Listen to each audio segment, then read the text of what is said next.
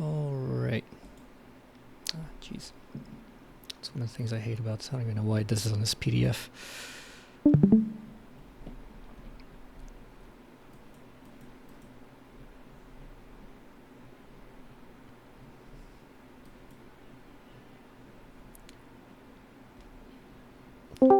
Is this Translators Science Preface? Here we go. Okay, welcome everybody. I am Antonio Wolf. If you don't know who I am, I don't know what you're doing here. This is my server, but yeah, I'm not really active. Okay, I know. I'm the main guy behind this server. I'm the Hegel guy, people think. You might find this weird to hear, but I am not a Hegelian. By that, I mean, if you ever heard this famous phrase from Marx, is that Marx once railed in a letter that he was not a Marxist. Obviously, he's Marx. How could he not be a Marxist?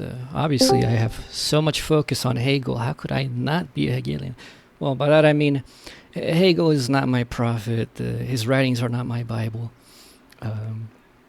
Hegel simply saying something doesn't mean anything to me. You know, I've actually had arguments with people about this before.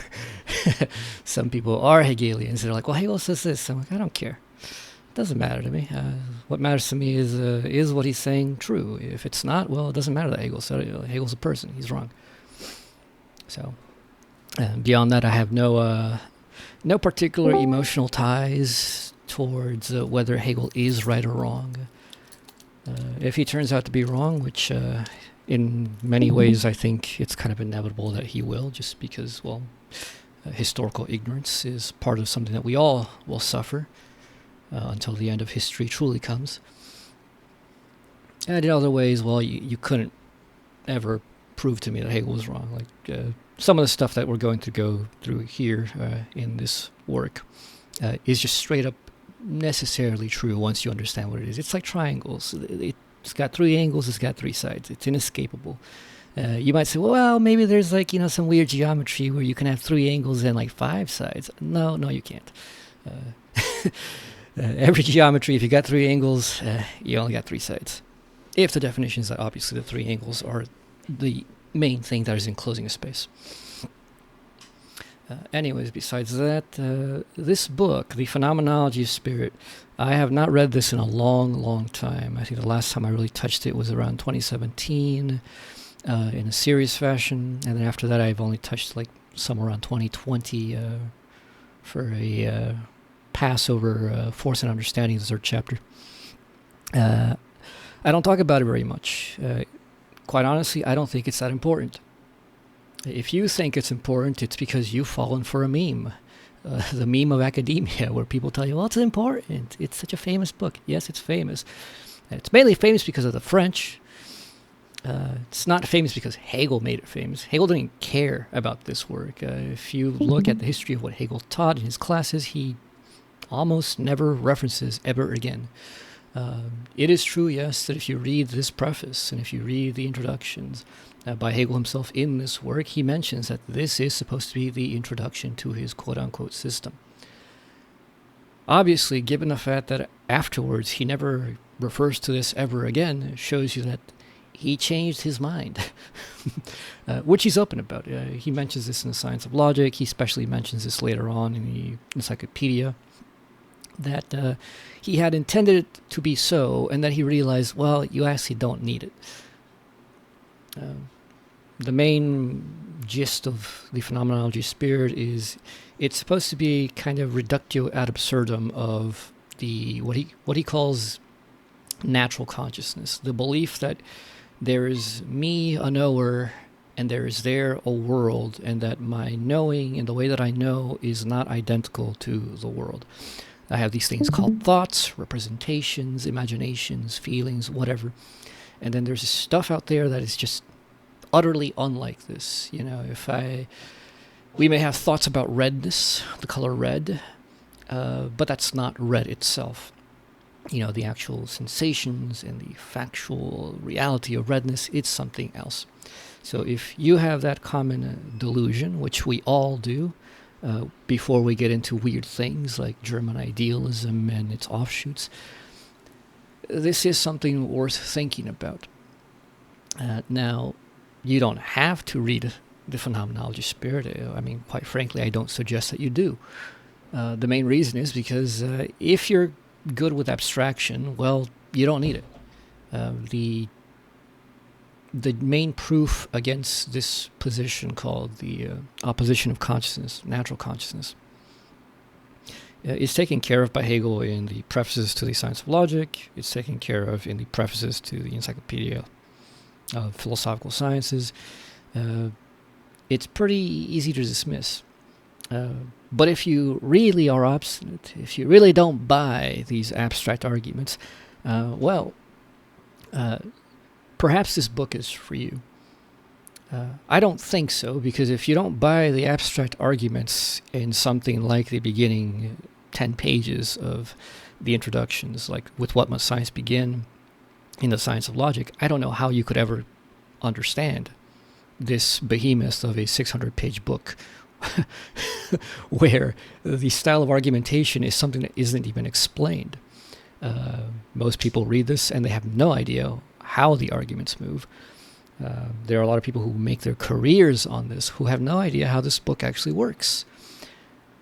A good example is Jay Bernstein. I love James Bernstein. His lectures are very entertaining. He's a great lecturer, very erudite, knows a lot. But Jay Bernstein has no idea how this works. It's kind of funny that way, you know. Robert Brandom. Well, Robert Brandom doesn't care about Hegel, and he's open about that. He's like, I'm doing my own thing, so don't go to Robert Brandom for understanding the phenomenology spirit. He doesn't care. He doesn't know how it works either.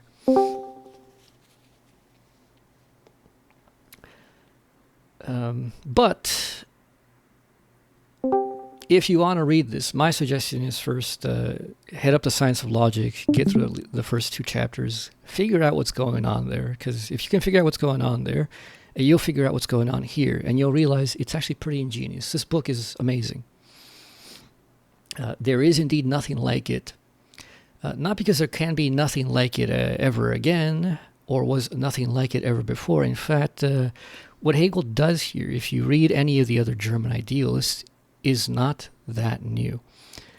The rigorousness, and to the extent that he maintains this through an entire few hundred pages, is definitely unmatched, unparalleled, definitely new. But Hegel mentions here in the preface somewhere, probably near the end, I think, that he just realized at the end of this book, writing it, that, he was doing something new, that he was engaging a new mode of thinking that nobody else has engaged before. Well, that's a lie. This is as old as Plato. Plato's Parmenides has, the dialectic in the form that's pretty strongly incipient to what he's doing and to what other German idealists are doing, like Fichte and Schelling. But also, Hegel himself had already been doing something very much like this. If you read the 1803 essay on natural law, for example, the same methodology is being used. The same way that you shift from one concept to another, the same mode of shifting to a higher standpoint is exactly what he's doing. So he didn't really come up with that here. It seems he just became aware of some structural analytic aspects of it for the first time at the end of writing this book. So, that's all the history I'm going to give you on this book, because the rest of it I'm not really interested in. You can go read about it from somebody else. A little, warning here. If you looked at my latest stuff in Attention channel, I published a article this week, where I'm shifting the translation of Hebung to sublation, from sublation to upheaval. The reason is, I've never liked sublation, but didn't really have a better option. If you want to know the in detail reasons for why I'm shifting it, go read the articles. Just be aware of that. Whenever this says sublation, I will try to consciously change it to upheaval. I like it. Upheaval has a lot of connotations that are, yes, heavily negative, but you know what? That's the English language. Every option that we have for translating Aufhebung none of them have the 3 main ones that we need. We usually only get 2. Upheaval has 2. which is a strong disruption, that's a cancellation, and a lift, a very strong lift. There's no preservation in it, but upheaval is not necessarily negative. There are connotations in it in which you might want to use it positively, just like revolution. Most of the time you hear revolution is bad. But hey, if you're revolutionary, revolution is good. Revolutions are a progress. Even though most people hear the word revolution, they do not attach progress to it. There's no preservation there. There's not a rising higher. They just hear something's changed and things have been knocked down. The same thing for upheaval. People initially hear that and say, oh, well, things are being destroyed, knocked down, things are being shaken up. But there's also a use for this in which, and I have seen it, people talk about upheaval, very rarely, yes, in a way that's positive, that, things need an upheaval every once in a while. Hey, you need to shake things up. Certain things just need to be knocked down, cleaned up. It's like a tree with dead leaves, and you want to get the dross out of the way. The justification I'm going to give you right here for connecting upheaval to the preservation aspect, which is not in the English. Have you heard the word uplift? That's uplifting. You've uplifted my spirits. There's a sci-fi series called Uplift, I think, as well, where the idea is that there's a future, God knows how many hundreds of years in the future, where we have figured out genetic engineering and we've even uplifted, quote unquote, animals to be more, to be self-conscious like us. So uplift has both a quantitative, but also qualitative sense of a bringing things higher. I'm going to roll that into upheave, because guess what? A heave is a lift, and where's the lift going up? It's going up. So if you think that this is a stretch, I don't think so. The word quite literally just is another version of uplift, and if uplift makes sense to you, then upheave should make sense to you as well.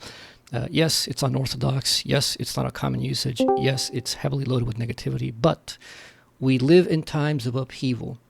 Hegel is really more of a philosopher of upheaval than a philosopher of maintenance. This is not all of it, to be sure, but if we wanted to be true to a sense of it, the truer sense is the initial negative sense. And we can recover the positive sense, as I said, through a bit of an explanation. So just keep that in mind.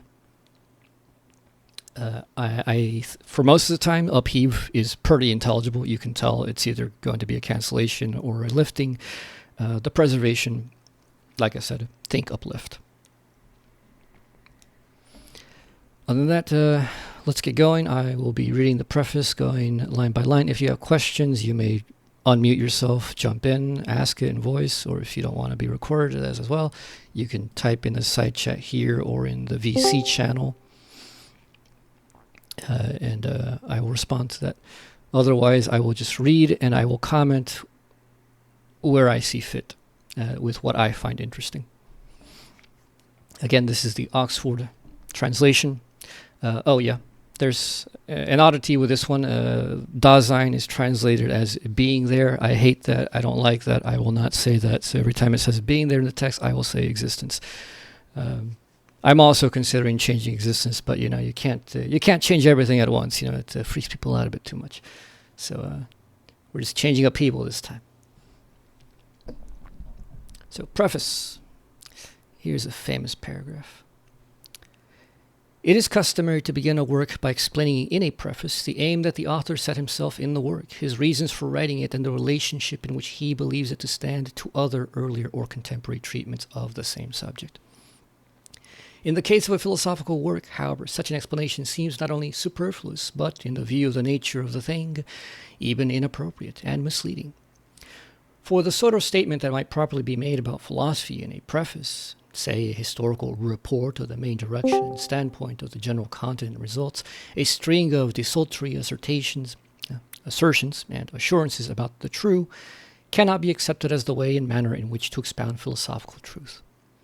Also, philosophy moves essentially in the element of a universality that embraces the particular within itself, and this creates the impression, more here than in the cases of the other sciences, that the thing itself, in all its essentials, is expressed in the aim and the final results, whereas the elaboration is really the inessential. By contrast, we need no convincing that in the general idea of what, for example, anatomy is, say the knowledge of the parts of the body considered in their lifeless state, we are not yet in possession of the thing itself. The content of this science that we must in addition get to grips with the particular. No, sorry. Did I miss something? Expressing infinite results, lifeless. We are not yet in possession of the thing itself, the content of this science, that we must in addition get to grips with the particular. Further, in the case of such an aggregate of information, which has no right to bear the name of science, a conversational account of aims and other such generalities is no different from the historical and unconceptual way in which the content itself, these nerves, muscles, etc., is discussed. In the case of philosophy, by contrast, this would give rise to the incongruity that this manner of which philosophy makes use is shown by philosophy itself to be incapable of grasping the truth. This would be a funny joke if you get it. It's also a joke delivered in a very unfunny way, unless you are very unfunny yourself. I mean, Hegel's basically saying, look, prefaces for philosophy are stupid. They're worthless. I mean, the whole thing is, it treats us as if the only things that matter are the results. And prefaces are usually exactly that. They're kind of just summaries of the results. Well, if that was it, then the preface would be the entirety of the philosophy.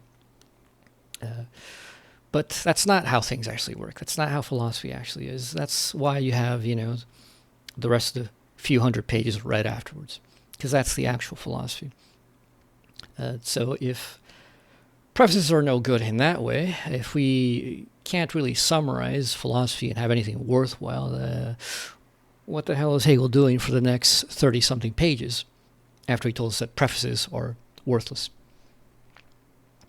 Well, we shall see. Give me a second. There you go. Hey, Apollonia, sorry.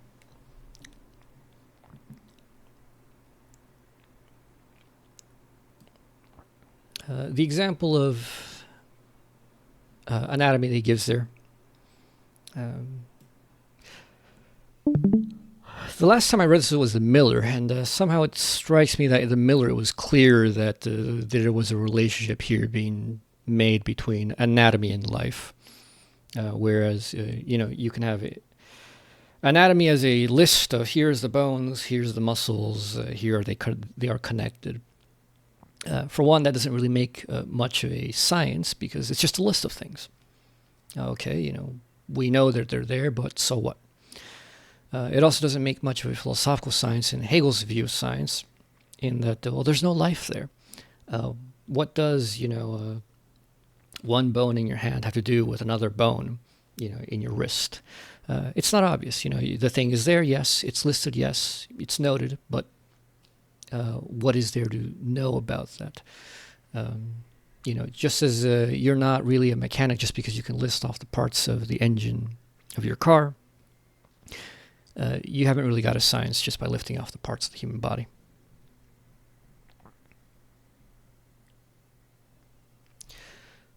Section 2. So too, determining the relationship that a philosophical work supposes it has with other undertakings on the same subject introduces an extraneous concern and obscures what really matters in the cognition of truth. As the opposition between the true and the false becomes firmly fixed for opinion, opinion tends to expect either assent or contradiction in response to a current philosophical system, and to see any comment on such a system only the one or the other. Opinion does not comprehend the diversity of philosophical systems as the progressive unfolding of the truth. Rather, it sees in the diversity only contradiction.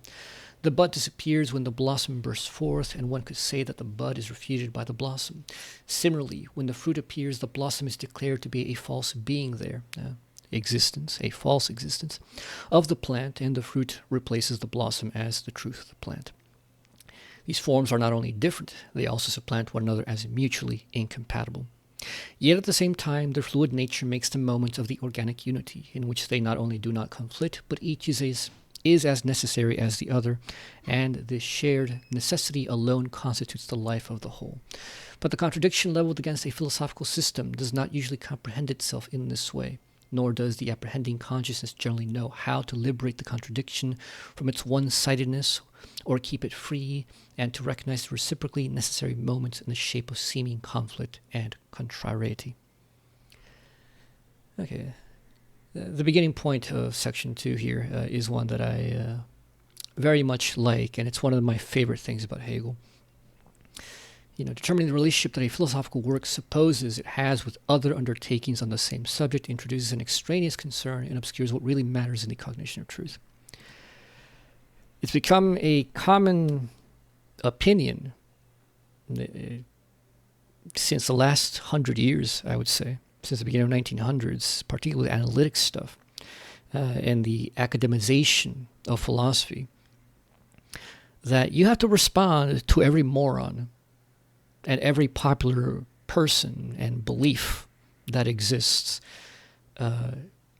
in your philosophical undertakings. That you can't just go and say, well, here's the beginning of the system of truth. We're just going to work out truth on its own. No, you have to be constantly saying, oh, well, but so-and-so says this, and so-and-so says that. Heidegger said this about being. Kierkegaard said this about knowledge.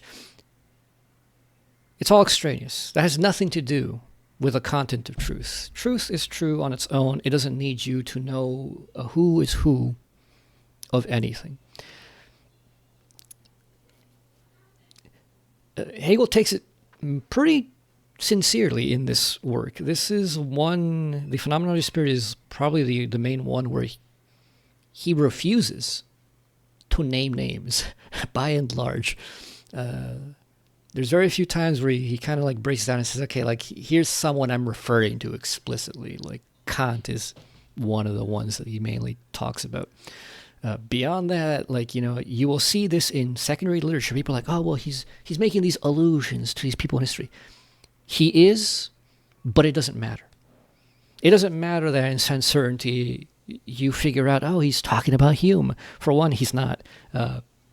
Hume is one of the people who fits into one little piece of what's going on in sense certainty. There's really nobody he's talking about in sense certainty. He's not talking about Aristotle in perception either, although a lot of people want to tell you that. He's also not just talking about Leibniz, Newton, and Kant in Force and Understanding. There's allusions. If you know these people historically, if you know what their work is about, yes, you know that they're related. But so what? If you don't know that they're related, if you don't know the who is being referenced, who said what, when, and where, you miss literally nothing. And it's probably good for you. It's probably better for you that you don't know who is who and that you don't waste your time trying to figure that kind of stuff out.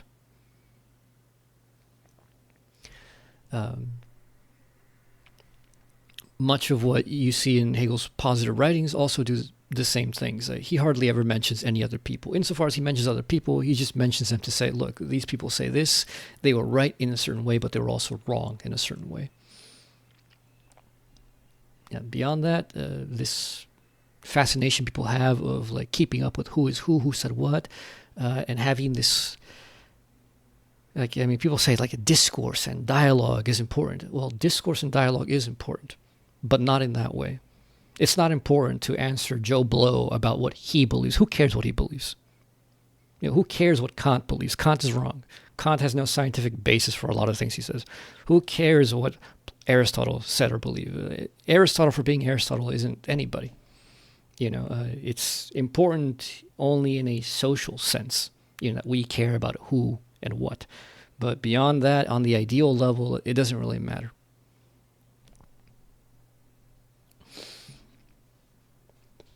Another one, this example of the bud, this is the bud disappears when the blossom bursts forth, and one could say that the bud is refuted by the blossom. The Miller translation of this is more poetic and beautiful. I don't know if Hegel reads poetically in German. He probably doesn't, but many of the things that he says can be very poetically rendered with no violence to the actual content. It is a bad example because this is not normally what people think.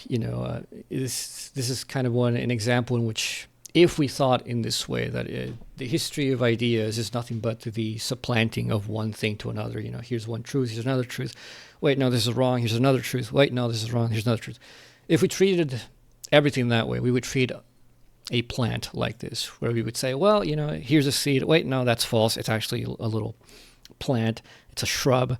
Wait, no, actually, it's a flower. Wait, no, actually, it's a fruit. Wait, no, actually, it's a seed.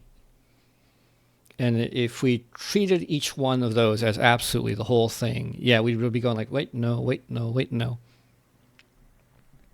So that's the point he's getting at.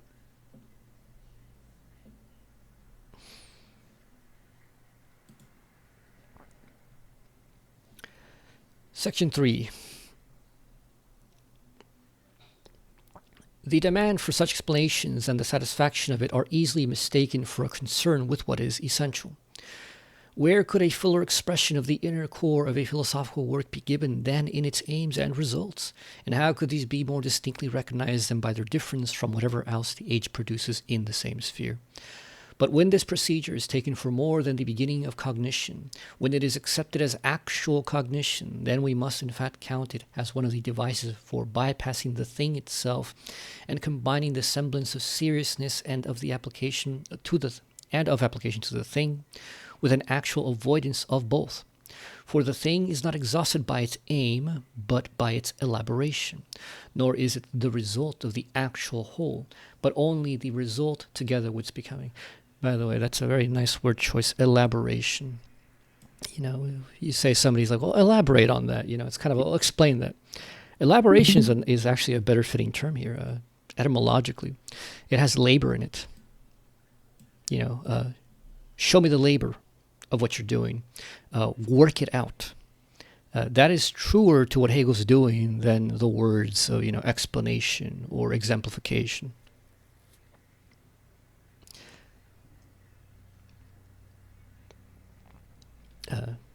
As you can see, I've been thinking about language too much lately. I will point out certain things like this. Just kind of a side note on that. Drexler says that in the Miller it says carrying out. Yeah, I think elaboration is a better one. Carrying out also, has some nice connotations to it, but elaboration is actually a nicer word. When you first get into this kind of stuff, when you first get into philosophy in general, whether it be native English philosophy or, translated philosophy, this stuff doesn't strike you. It didn't strike me for a long, long time. I mean, after all, like, my musings on language have not really come up strongly until like the last maybe 4 years. So, took about 5 years or so, if not more, before I got situated with Hegel to the point that this stuff was even standing out for me. I mean, yeah, you can read stuff about the translators, like notes and whatnot, but it doesn't really stand out to you until you yourself have really dug into these thoughts, and elaborated them yourself. And then you start paying attention to the work that language does, work that you as a first-time reader are not aware of. You as a first-time beginning thinker cannot be aware of, because the element of language for you is just kind of given. You're not used to thinking about language, and you don't pay attention to the way that language thinks for you. And this is why, like, translators agonize about what words to use, because they have it in their heads that this stuff down the line, if you really get into it, does have a lot of impact, which on the surface, it really doesn't. It really doesn't matter what you translate, off Hebunk to. It doesn't matter if you use some regular word, so long as people can notice the context. Most people are willing to take it and just go, well, it's been defined that way, that's how it's going to work here. It's fine. And to contextualize it, that this only means this thing under Hegelian context, and outside of it, it never does. This happens all the time, both in philosophy and science and other things, where people take normal words and just recontextualize and say, well, for me, it's going to mean this thing. And people go, okay, for that guy, it means this thing. And since this is a very broad study of one guy's work, Hegel's, reading his stuff, it always means this one extra thing. And everywhere else doesn't mean anything. Which is why I'm not too bothered by changing it to upheaval, because, one, it has connotations that I want. And two, the third meaning of preservation is not really a leap at all. And 4, people generally will just go, well, that's what it is here in this context. Whenever it's a Hegelian context, I know it has this other meaning too. And they're not confused by it.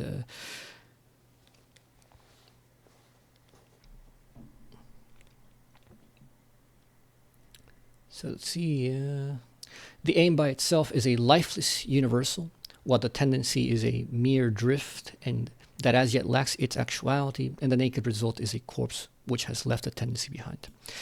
Similarly, the difference is really the limit of the thing. It lies where the thing ceases, or it is what the thing is not. Pay attention to these things. Okay? Hegel has just defined something for you right here. Hegel will never go and say, here's a definition of X. Understood. I will provide definitions directly. Stupid phone. I don't know if you heard that, but my phone activated. Was responding to me. Anyways, so here, keep these things in mind. Here's a little advice on how to read philosophy generally, not just Hegel. Philosophers will, especially the good ones, will do a lot of this, where they will make these little slight identities. They won't say this equals, They won't say this equals that. Here he says, the difference is really the limit of the thing. So here, difference and limit are being identified in some way. They're being linked. And they're being linked as qualities of the thing. You know, it lies where the thing ceases, and here he's telling you what the relationship is. You know, and if you know what a limit is, if you know what a difference is, well, it ceasing to be or coming to be within a limit or within a difference makes perfectly good sense. Or it is what the thing is not. And there you go. It's not complicated. But it gets more complicated in that he will do this across many paragraphs, and you better keep track of when he says stuff like this, because this is actually going to clarify a lot for you that seems confusing if you do not keep track of these things. So keep track of these things. Put a little highlight, put a little mark in your book. These are always, they seem unimportant because he just says it, you know, like it's nothing. And to him, it's nothing. For you as a new reader, this kind of stuff is closer to being everything than you think.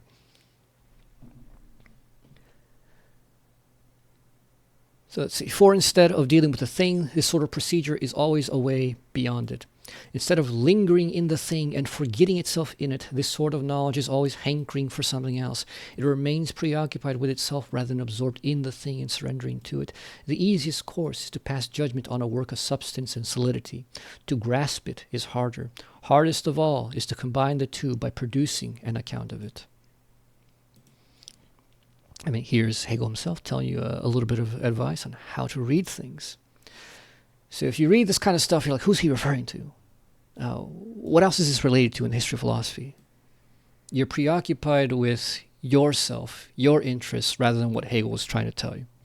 You're preoccupied with all these external things that the work of philosophy that you're reading has nothing to do with. You know, if you read Plato, you need to focus on what Plato is telling you within Plato's own context. Within the context of his own work. There may be other things that people tell you, oh, Plato's referring to Parmenides here and whatnot. It doesn't matter. It really doesn't. It's not actually as important as they make you believe. You might not want to believe me, but I'm the one who's read this kind of stuff for 10 years, and I can tell you that is how it works out. It's nice to know all these background things, but also it's a giant red herring.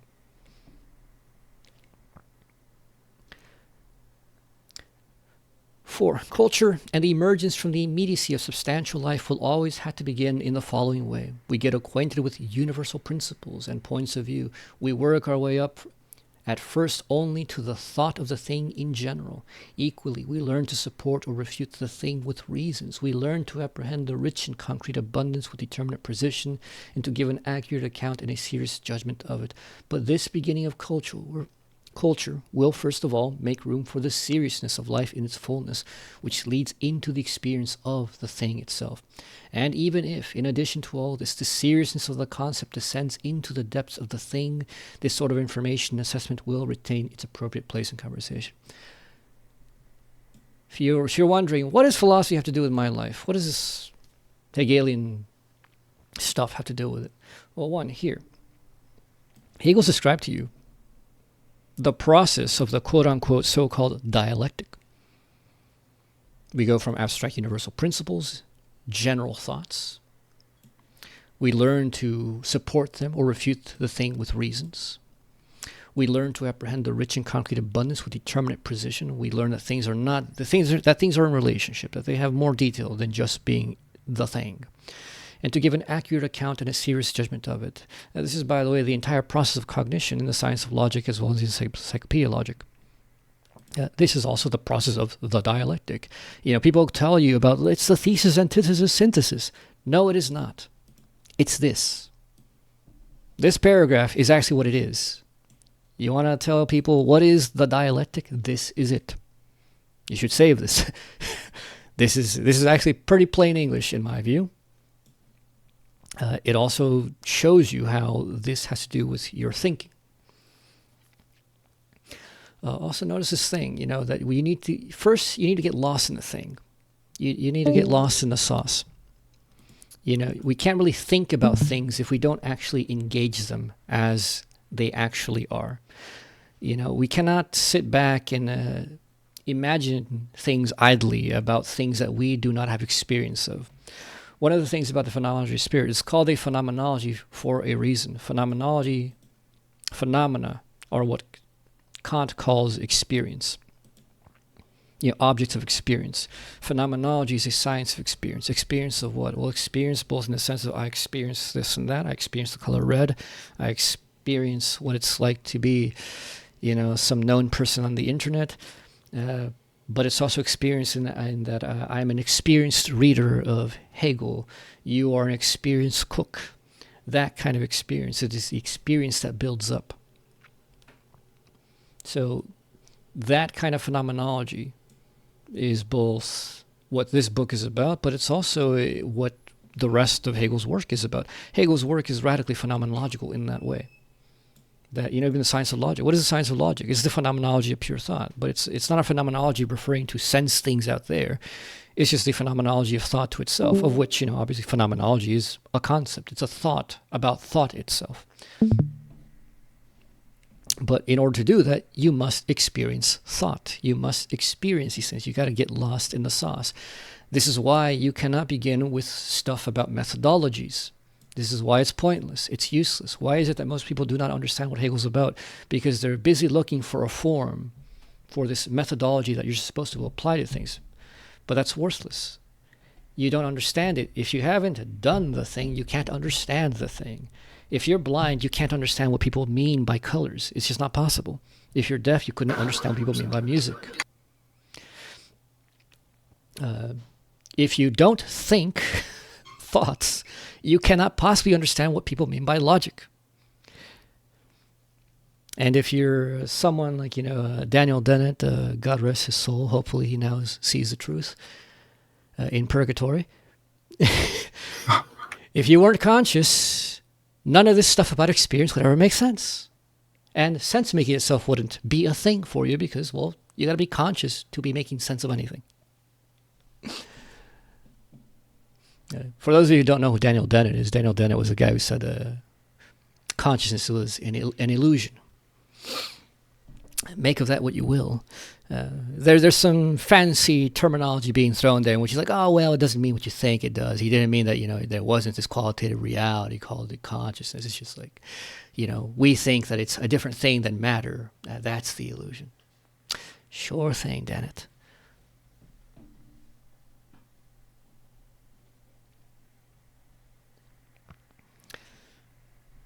All right, section 5. The true shape in which truth exists can only be the scientific system of truth. For those who don't know, science, Wissenschaft in German is far broader than science in English. In German, science is just any systematic ordering of knowledge So, social sciences are as much sciences as physics are sciences in that terminology. This is not a relationship of, experiments and whatnot that we mean in English.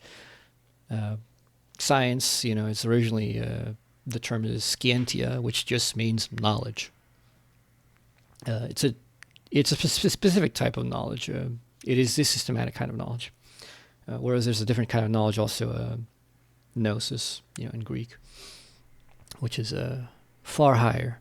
Yeah, you would say that one would have gnosis about ideas, the ideas, but you would have scientific knowledge of sense experience.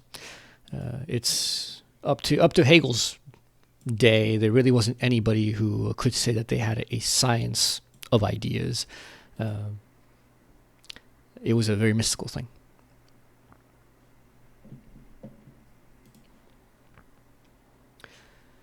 To help bring philosophy closer to the form of science, to the goal of its being able to give up the name of love of knowledge and become actual knowledge, that is what I have set out to do.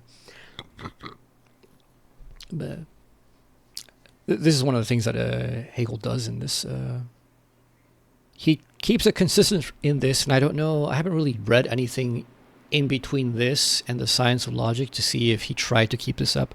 You can tell by the point that he writes the Science of Logic that he's given up on this term science. Here he tries to speak of the science of this and the science of that, except for very general things and very specific titles. He goes back to philosophy. He realizes that science is not catching up. Nobody's going to call it science, so he gives up. So he just accepts, okay, people are just going to keep calling it philosophy, whatever. We know what we mean. But here he tries to actually maintain calling it science. Just a little bit of trivia. The inner necessity that knowledge should be science lies in its nature, and the only satisfactory explanation of this is the presentation of philosophy itself. But the external necessity, insofar as it is conceived in a general way, leaving aside contingencies of the person and individual motives, is the same as the inner necessity, in the shape that is, in which time represents the existence of its moments. To show that the time is ripe for the elevation of philosophy to a science, this would therefore be the only true justification of the attempts that have this aim, because this would demonstrate the necessity of the aim, because it would indeed at the same time fulfill this very aim. So, a little explanation and a description of what he's doing. By the way, both in the preface and in the introduction of the Phenomenology of Spirit, Hegel tells you actually in great detail, he gives you exact descriptions of what his methodology actually is. Yet almost nobody understands them, including myself when I first read them. The reason why is you have to do it first. If you don't do it, none of these descriptions make any sense to you. Once you do it, you're like, oh yeah, it's all there.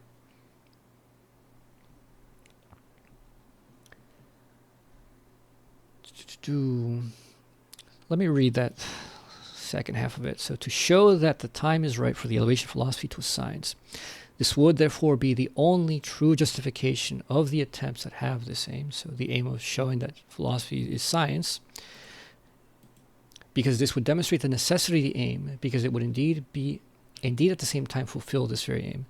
So to show that philosophy is science, we would have to already be doing this philosophical science somehow, because only a scientific procedure could prove a scientific result. And even if you don't know the procedure and you don't know the result, somehow this has to be possible. You got to be right to get to the right conclusions, but you can't know that you're right from the very beginning. It's a very odd thing. But there's also a way in which, particularly in the introduction, he explains what the strategy is, that there is a certain kind of way to safeguard against the usual pitfalls and to pretty nearly solidly guarantee that you are definitely on the right footing, even if you have no idea where that footing is or what that footing is.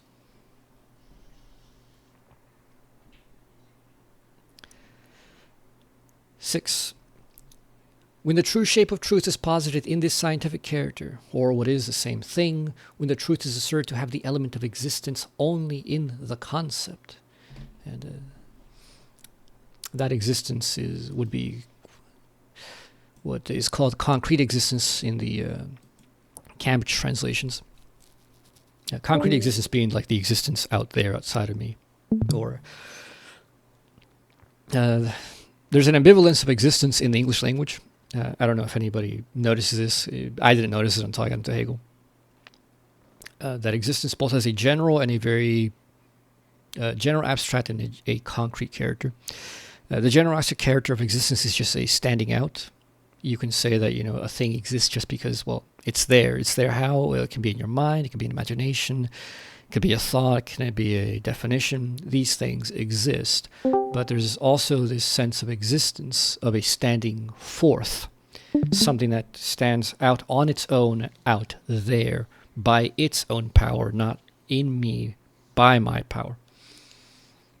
So the existence being referred to here is existence as standing forth. Whereas Dasein, or what he translates here as being there, is the existence as standing out.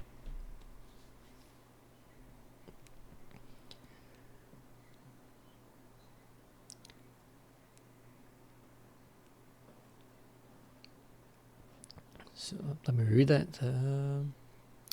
When the true shape of truth is posited in this scientific character, or what is the same thing, when the truth is asserted to have the element of its existence only in the concept. Concept here, Begriff German, which has connotations of grasping, and concept also has the connotation of grasping. Funnily enough, Begriff is related to the word grasp. Concept, and it's a different root etymologically than concept. Concept is a Latin root. Begriff is a Proto-Germanic root. But the meaning of the root is the exact same. They're both to grasp. So the root of concept is cap, which is a grasping, which, by the way, is also the root of heave in upheave. Heave is also rooted in cap. It's a grasping. So a concept is a grasping. It's a unified whole. It has parts. It has differences that are internal to it. A difference in identity.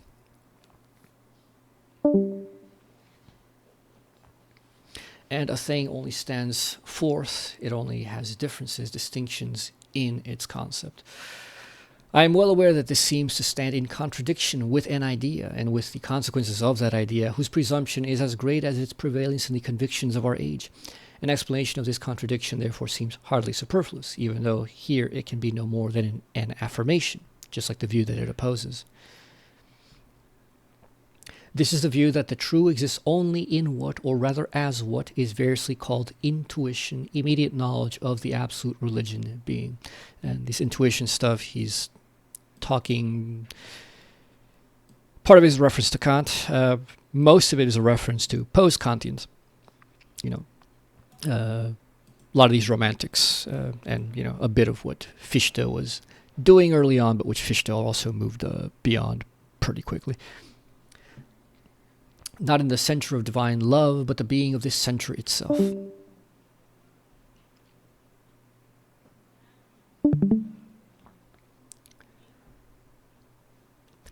If this is so, it follows that what is then required for the presentation of philosophy is not the form of the concept, but rather its contrary.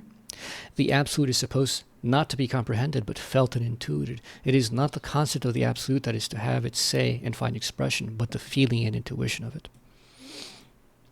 So these are the people who say, look, philosophy is just a bunch of language. These are just a bunch of idle fictions of people's minds. If you actually want to have a science of reality, you need to get rid of language. You need to get rid of this concepts. Concepts are nothing but representations. They're not the original presentation of a thing. They are just representations about how we interpret things. This is a common criticism of all of philosophy, especially amongst so-called postmoderns, post-structuralists, blah blah blah. They will never shut up about this. Hegel's point is, and he's admitting to this, he says, look, here, I'm just saying it because obviously it's just an introduction. If I gave you the argument, we'd already be starting the whole process of philosophy, but this is a preface, so I'm not going to do that. I'm just going to say it. He's saying here, there's an affirmation that whatever concepts are, whatever these intelligible understandings we have of things are, they have something deeply to do with what actually is the case as what you normally would call reality. Real existence, the things out there, the things themselves. I also won't explain to you what that is. I have many articles on it. You can go ahead and look at my blog, Empyrean Trail, go to the Index Archive. There's a section on logic and concepts. Check out stuff like, the universal, particular, individual truth article. There's an article particularly called Concepts as Logics, which explains this. It's not that long either, by the way. Section 7. If we look at the appearance of such a demand in its wider context and consider the stage at which self-conscious spirit stands at present, it is clear that spirit has now advanced beyond the substantial life it formerly led in the element of thought, beyond this immediacy of its faith, beyond the satisfaction and security of the certainty that consciousness possessed of its reconciliation with the essence and of the universal presence of the essence both within and without. It has not only passed beyond all this into the other extreme with the insubstantial reflection of itself into itself, but beyond that too.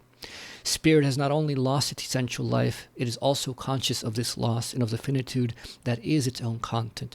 Turning away from the husks and confessing and cursing its sorry state, it now requires from philosophy not so much knowledge of what it is, as philosophy's help in establishing once more its substantiality and solidity of being. Philosophy is supposed to meet this need not by opening up the locked fastness of substance and raising this to self-consciousness, not by restoring its chaotic consciousness to the order of thought and the simplicity of the concept, but rather by blurring the distinctions of thought, by suppressing the differentiating concept and by establishing the feeling of the essence, providing edification rather than insight. The beautiful, the holy, the eternal religion and love are the bait required to arouse the desire to bite, not the concept, but ecstasy, not the cold advance of necessity in the thing, but the ferment of enthusiasm. These are supposed to be what sustains and promotes the expansion of the wealth of substance.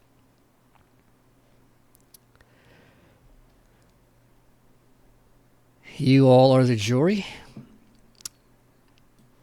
This is the argument, and I would dare say that the evidence is pretty obvious. The fact that Hegel in the 1800s is already saying, look, it's all gone to shit, man. Nobody believes in anything. The fact that he thought it was bad enough to notice that, the fact that Nietzsche was already talking about how it was bad enough to notice that then. What would they say about us now?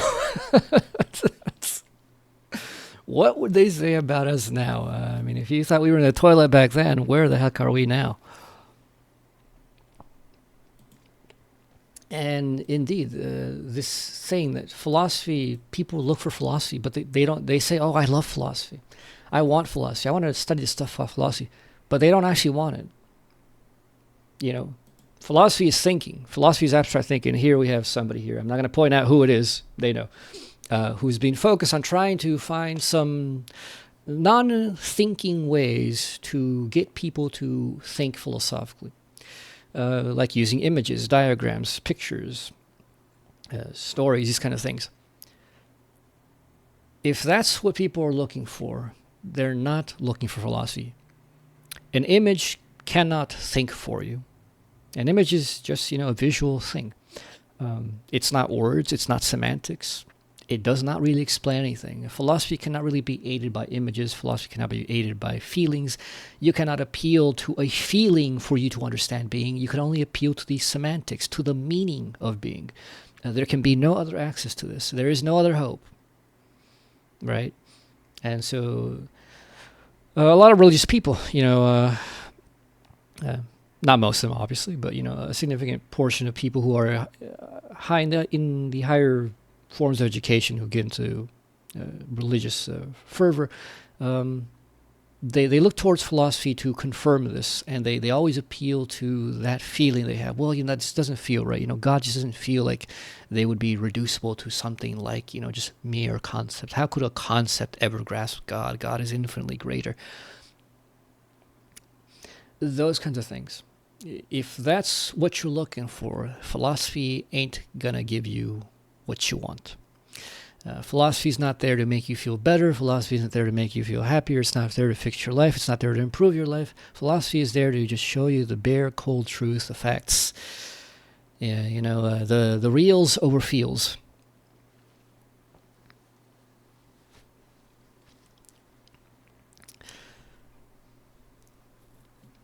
Because if you look at any good philosophy, because you'll find plenty of charlatans who will go ahead and appeal to these things, people like Schopenhauer, and they're like, oh well, the will, and the will is that thing that I feel within me, that drive to live, the drive to desire these things. Yeah, but it doesn't explain anything. It explains things if you just take it at face value. But if you try to say, well, what the hell is this will? What do you mean? As such, forget about how we experience the will. What is the will itself? Well, Schopenhauer couldn't tell you that. Nietzsche couldn't tell you what the will to power itself actually is. Because once you get into, well, what is this thing in itself, and we get away from our ways of experiencing, our ways of representing these things, the only way to talk about it is purely semantic, pure meaning. These are pure structures of reality. There's no other way to grasp it, and if you can't grasp that, philosophy is not for you.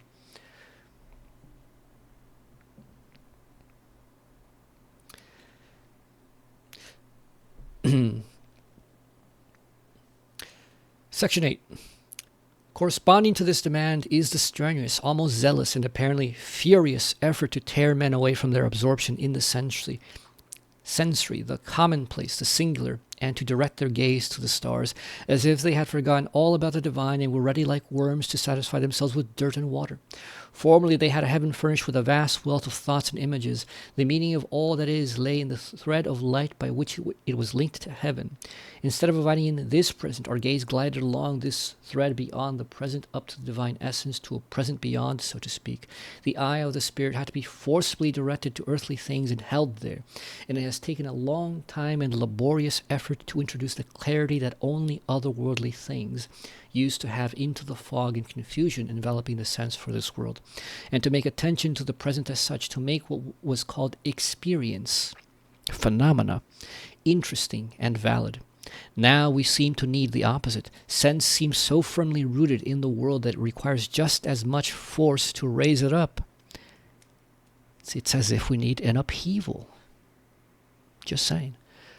The spirit is clearly so impoverished that a wanderer in the desert longing, like a wanderer in the desert longing for a simple drink of water, it seems to crave for its refreshment only the meager feeling of the divine in general. The extent of spirit's loss is to be measured by what satisfies it. Is somebody going to say something?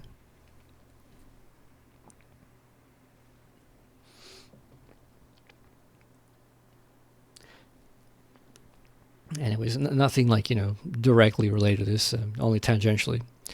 This whole thing about, let's go to Mars, let's go to the moon, let's go to the center of the Milky Way, let's go to some other planet, some other galaxy. And people who get excited about this, getting excited about that is even more vapid than getting excited, oh, we're going to all go to the seventh heaven, the third heaven, second heaven, whatever. After we die. Or, you could be agnostic and say, I can ascend to that right now as I'm alive. Do astral projection into the etheric world. All of that is empty, There's nothing different on the moon. As a matter of fact, the moon is pretty boring, from what we have. I mean, if you don't believe in aliens and all that stuff. Alien base is a hollow moon, whatever. From what we see, at least in the telescopes, what they show us, right? The moon is just a rock of dirt. Mars is just nothing but a barren landscape of rocks. There's nothing there. So what if we actually go to Mars, by 2030? What is going to be in Mars that is going to be any more interesting than what's on Earth? Earth is the most interesting place, not only in this solar system, but it seems to be the most interesting place out of all that we have seen in the universe. If you go right next to the sun, what will you see other than blazing plasma? Nothing. I mean, what is so interesting about that ultimately? What is so great about that? You know, it's just this empty desire that there's always something better. The grass is always greener, even though you can literally see all the other hill. We're right here on one hill.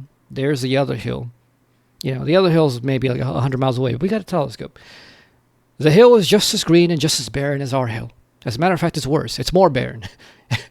Why anybody would think that going over there is going to be any better or any more interesting is beyond me.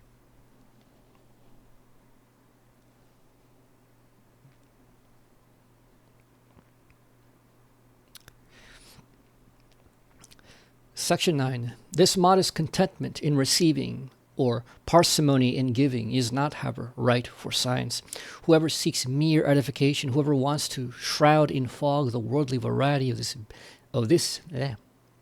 whoever seeks mere edification, whoever wants to shroud in fog the worldly variety of his existence and of thought, in order to get the indeterminate enjoyment of this indeterminate divinity, can look for this where he likes.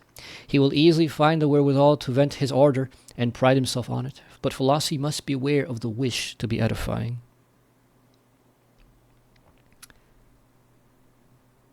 Section 10. Still less must this complacency which renounces science make the claim that such hazy enthusiasm is superior to science. This prophetic talk supposes that it remains right in the center and in the depths, looks disdainfully at determinacy, the horos, and deliberately keeps away from the concept and necessity, away from the reflection that resides only in finitude. But just as there is an empty breadth, so too there is an empty depth. And just as there is an extension of substance that pours out into finite multiplicity without the power to hold it together, so is this an intensity without content, sheer force without any spread, and this is the same as superficiality.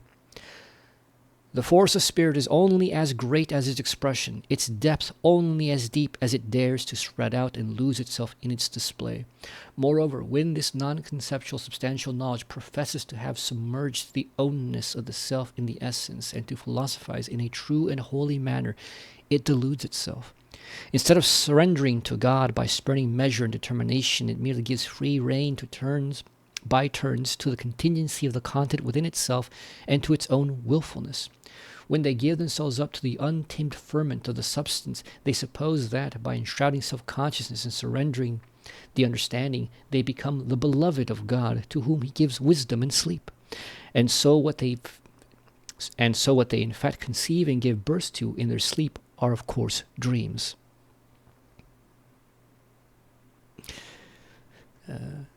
High-minded shit-talking.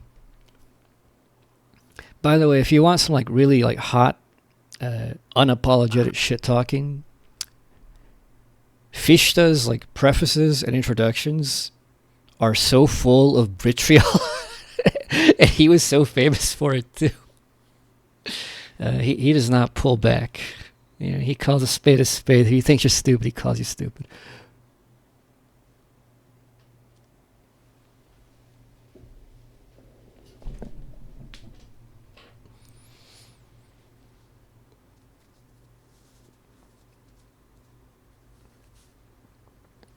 Recommendations of text by Fichte, the Wissenschaftler, I think the second edition.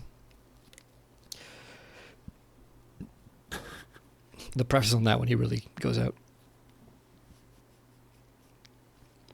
So again, I mean, he's already taken a few sections here where he's been talking about these people who disdain thinking and who think that enthusiasm is feeling is more important. 3 minutes, always being question time. I told people at the beginning, if you have any questions, interject whenever you want, either in voice or in text. Okay. Yeah, I was intrigued earlier. You were kind of giving a summary of a few different sections of the Phenomenology, and you were talking about this kind of popular understanding that Hegel is talking about Aristotle and perception. I think you said, and then you said Newton in forcing the understanding. like Newton or Kant, or you said someone else as well. Leibniz. And and what was the last one? Leibniz. Leibniz. Yeah.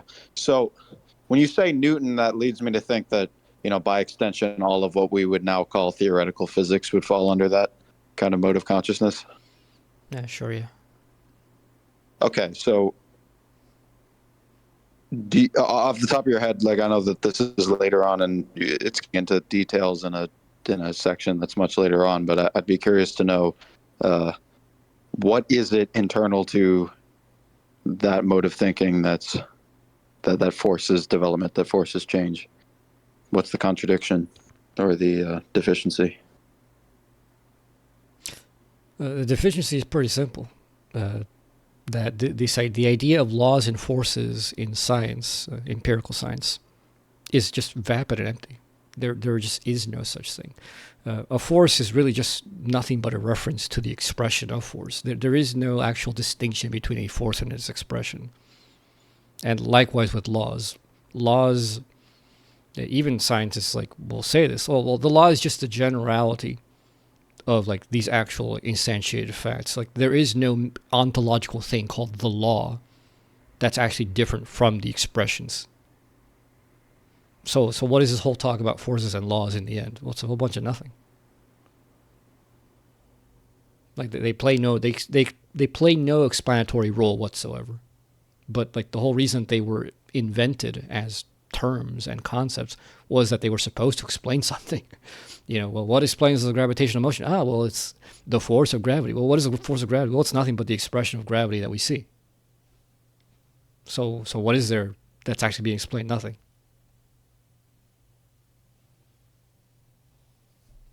I see. Okay, thank you.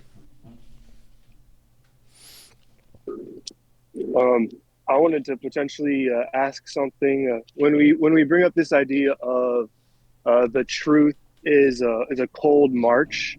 I wanted to see what you would think of the tension that we can maybe introduce with around paragraph 47 or so, when he talks about the true is the bacchanalian revel in which no member is not drunk. Yet because each member collapses as soon as he drops out, the revel is just as much transparent and simple repose. And he speaks of it as an ecstasy or an ecstatic process. And I just wanted to see what you made of that tension between those two ideas.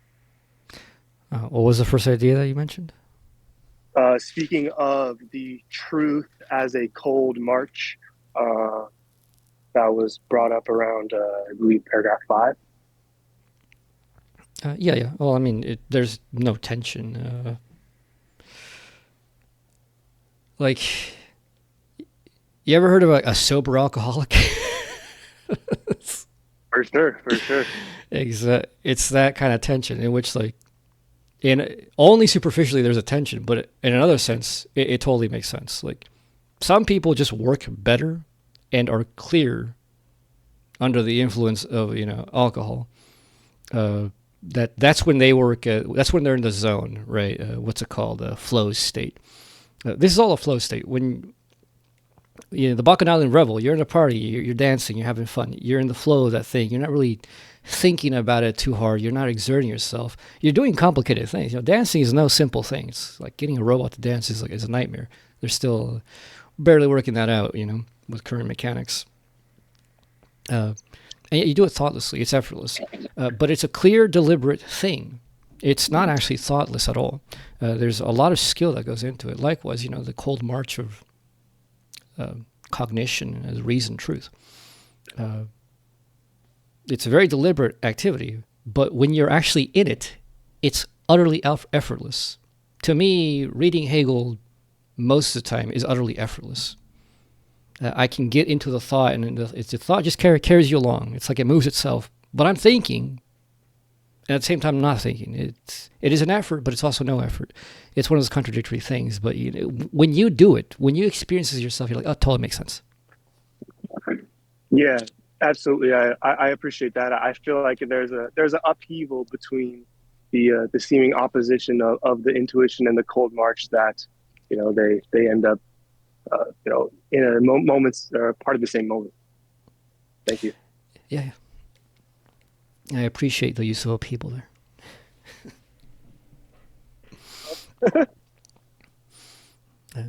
Since I know like people like tune in late or whatever. By the way, it's kind of strange that in the original German, like Hegel does use Aufhebung a lot, but he uses both in a non-technical and a technical sense. The non-technical senses are obviously not translated as, sublation or whatever in English. They're just disambiguated into like the obvious context, like a cancel or raising or preservation, whatever. The strict all-in-one term isn't really used that much. I was actually surprised by how that is. Because if you just took the strict word, yes, it happens a lot more. Just like the word itself and the modifications of that word in German are used a lot more than they are translated, mainly because in the translation, they disambiguate it into the obvious context a lot of the time. With upheaval, you don't really need to disambiguate a lot of these. Some of them is just like, yeah, it sounds a little bit weird, but it also, the word just fits. It's intelligible where it is. I myself would opt to try to keep even the regular usage of context consistent, but because the triple meaning is so rare in English and there's no word that fits it, for the regular context, Aufhebung is just translated as disambiguated terms. But with upheaval, that can be reunified quite a bit, I think. It's interesting. Anyways, like I was saying, for those of you who tuned in late, it's only been mentioned once in the first 10 paragraphs. The word Aufhebung translated normally as sublation, and it's translated as sublation in this translation, as with most translations now. I'm shifting that to the word upheaval. It means exactly the same thing. The triple meaning, cancel, preserve, race. Upheaval, disruption. That's an obvious cancellation. It's a push up. It's a heave. An island being upheaved from the bottom of the sea. It's a geological term in that way mostly, but it's obvious. It's a push up, or something being lifted up, raised. So that's not unintelligible. The unintelligible part is upheave as a keeping. But there's the term uplift. What is a heave? It's a lift. A lift where? A lift up. Up to. We say uplift in that thing's being lifted up to some new position. Likewise, in an upheave, a thing's being heaved up to a new position. So I'm just rolling in uplift into upheave. Anyways, we've been going on for what, an hour? I can go for hours on Hegel. If you've watched my older readings, we would go on for 2 hours. So, what say all of you listening here? Do you want to go on for another hour? If you could be so kind. Yes. Yeah, it would be nice. Anybody have questions, comments up to now?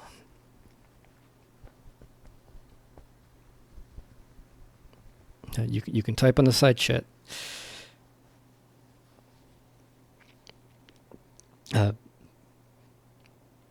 I don't do this very often. As a matter of fact, I haven't done this in years. If you don't know who I am, you should get to know who I am, because you don't get this opportunity very often. Please ask questions. It's to your benefit. It's not mine. I'm not learning very much by reading this stuff. I'm here to help you. Ask questions.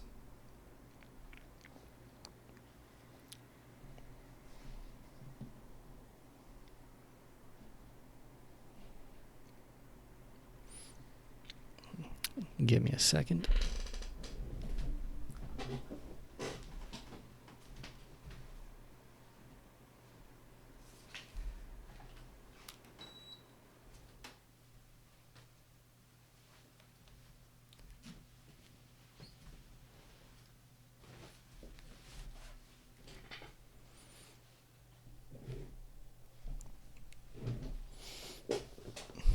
All right. Well, I'll go back to reading. Still no questions? Okay. Yeah. So.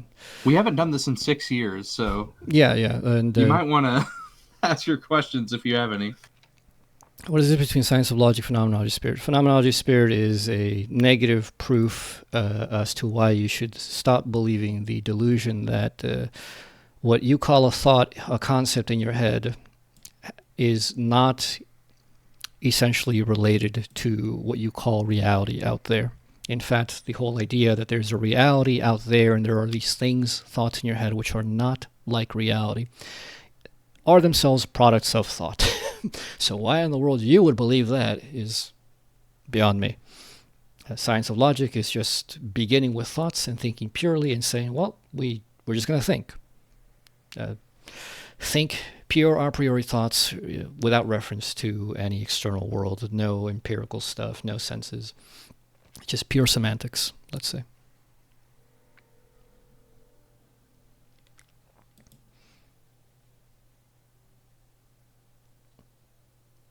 No, you don't need to read the phenomenology for reading the logic.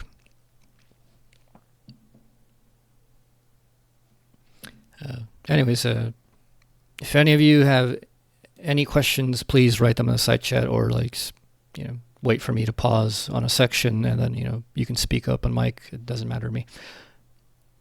But ask questions.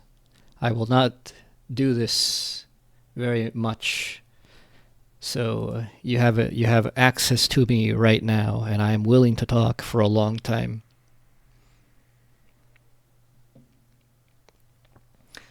Section 11.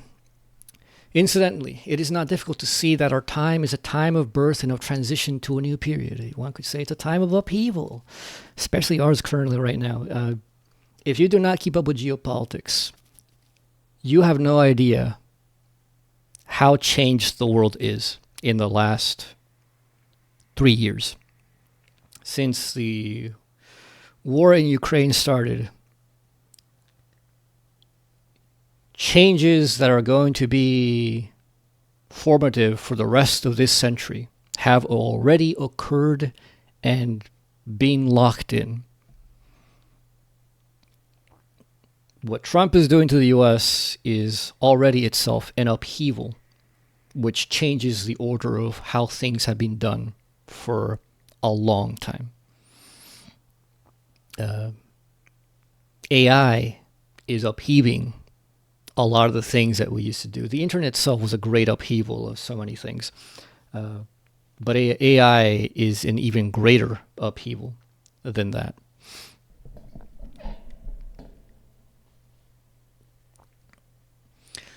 Somebody asked, when coming from Lacan looking to get into Hegel, what would you suggest starting with? Well, I suggest you take Hegel's words at the beginning seriously. I think it was like section 2 where he says, stop looking at other people for what I'm saying. Learn Hegel for Hegel's sake. Don't learn Hegel through somebody or for somebody else. To me, that's kind of a waste of your time.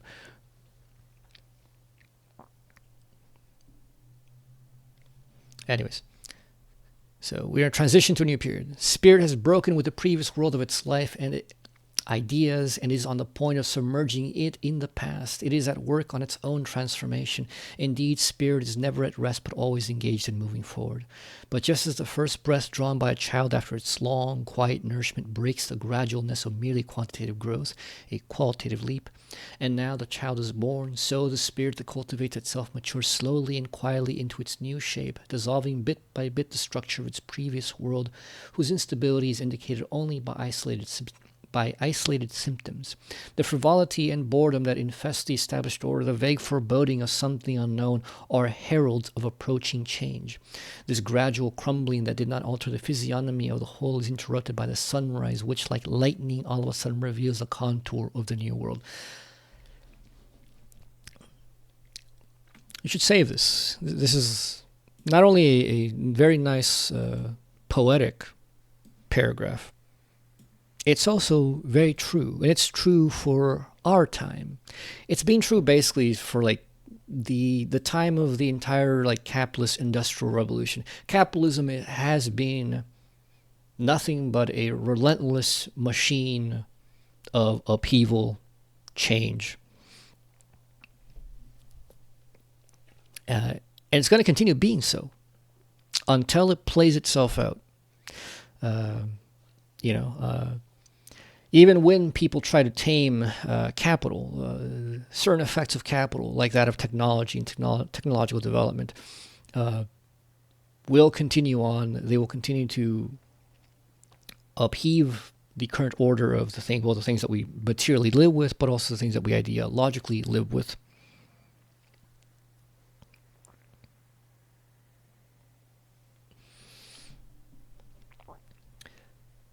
Section 12. But this new world does not have a complete actuality any more than the newborn child, and that it is essential to bear this in mind. The first emergence is only its immediacy, or its concept. There you go. Here's an identity being made. Here's a definitional expansion. Keep it in mind. The immediacy, concept.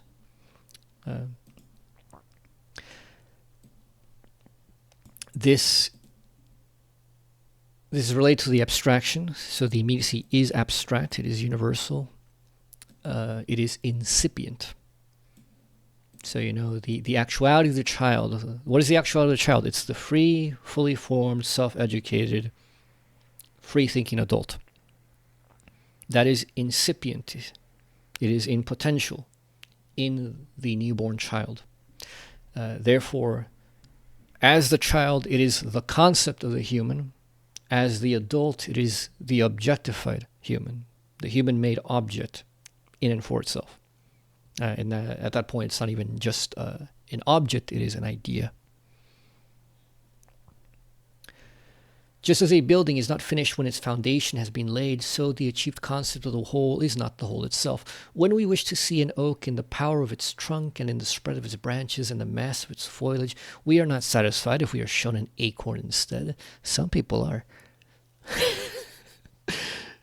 Some people are, you know. There's some materialists out there who you show them a vial of DNA and you're like, here is the culprit. And they're like, ah, yes, we've got him.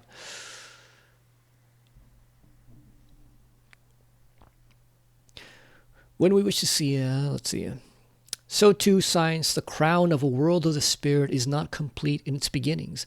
The beginning of the new spirit is the product of a wide-ranging revolution in various forms of culture, an upheaval of various forms of culture. The new spirit is the reward of a complicated, tortuous journey and of an equally immense and strenuous effort. This beginning is the whole that has returned into itself from succession as well as extension, the resultant simple concept of the whole. But the actuality of this simple whole consists in these configurations that have become moments again develop anew and take on a configuration, but now in their new element in the sense that has emerged. And a lot of people might point out here, like, oh, here's the chance to point out determinate negation. Yes, this is determinate negation. It's also an upheaval. It is also an evolution, let's say.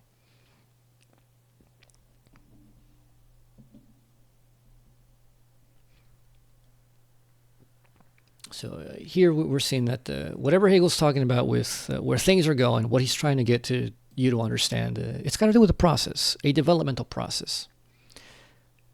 You know, this beginning is the whole that has returned into itself from succession as well as extension. So what's he talking about here? Well, I mean, look at the things that would happen in cultural revolutions. You have an age in which there's just ideas, and these ideas are just kind of taken for granted. And they're just there. They're in the air you breathe, the things you buy, the world you live in. They constitute you and determine you in many ways. At a certain point, this reaches what Hegel mentions earlier, the quantitative, qualitative dialectic. It's called measure. That for every determinate thing, there is a certain point as far as meaning and reality, its factual state of being goes, where you add the piece of straw that breaks the camel's back.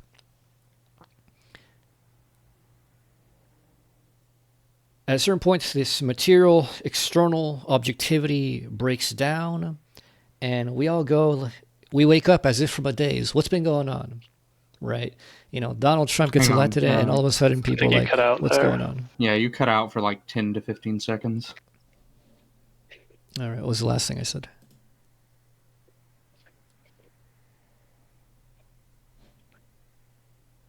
Anybody remember? Hello? I think it was an immediate idea or something. All right, so I was still reading this thing. Or no. You were talking about when society immediately accepts an idea. Okay, yeah, okay. Yeah, so we have a times in which like there are just these immediate ideas. They're just there objectively. They constitute and determine your world. They're just part of you. Eventually, this reaches a point for various reasons that they break down. And all of a sudden, people wake up as to like, what have we been doing this whole time? What have we been doing for like the last few decades? What a God is here. So that the external world is now internalized. From that internalization, we go like, okay, we did this. This was actually a problem. Here's a way in which we can actually provide a solution, and then we re-externalize the internalization. So this is the process of upheaval. Things are they're broken. The ground is. The metaphors of upheaval is so wonderful. It's, think about grounds as rational grounds. The grounds break. But what's that breaking? The breaking is a vertical distinction. A thing gets moved low, a thing gets moved higher. But also in that break, part of what was underneath that ground is now revealed. It's unveiled. One of the famous terms by Heidegger for the Greeks, some of the Greeks used aletheia, unveiling, as the term for truth. And truth is an unveiling. If you look at what Hegel means by truth, defining it as an unveiling is far closer to what analytics generally mean by truth. The truth is not a correspondence or a coherence. It's immediately clear to say that it's an unveiling. It's a consequential unfolding of what is implicit, what is incipient in a thing. But those things are self-relationship. My point of bringing up the societal thing is that societies are self-reflexive. So they externalize, things become objective, they ossify institutions. Eventually this has a breakdown. This is internalized again as an understanding. And then this is re-externalized again as a direct response to what led to the prior failings. And so there's this buildup and there's this progression that's very clear. So, anyways, why is it that? Sorry. Yeah, go ahead. Why is it that the resultant whole is something simple? Because it becomes immediate. The things that took a lot of effort for people in the past to figure out, to you is given on a silver platter, and you just take it. You're like, okay, well, it is what it is. We just go to the store and we buy a phone. We don't know how to make one. We didn't have to work to make one. We don't have to spend all the effort to figure out how to code and all these other things. It's just there. We take it for granted and we build our lives around it. Okay.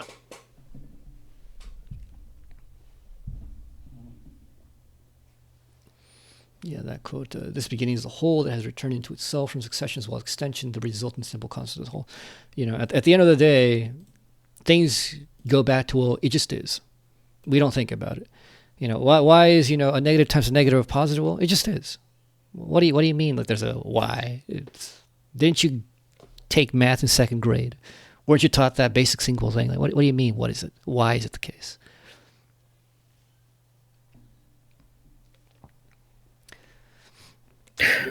There's a question that Ozu asked in the side chat on a concept as it's used here and versus concept as it's explicated in the science of logic. And I'd like to add that this is just a quick note on nomenclature. It technically doesn't matter what we use since no such, colloquial usage is invoked.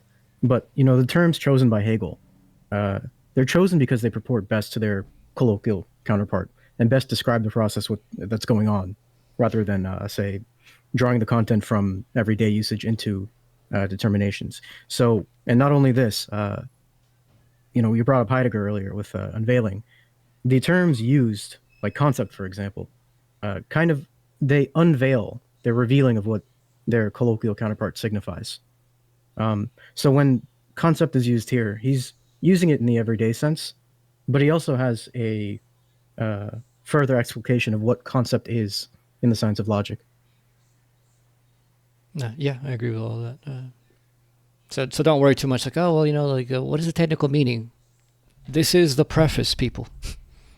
He knows that you don't know the technical meaning. You're not supposed to. It's why he's using it in a deliberate way in which the colloquial meaning that you understand by this, it'll be enough for you to get something deep out of it. Once you understand the technical meaning down the line, it'll get even deeper. But either way, it's understandable. It's just that one of those understandings is deeper. That's about it. And if you worry like, well, maybe I'm misunderstanding something, you will always misunderstand something at the beginning. That's the nature of beginning.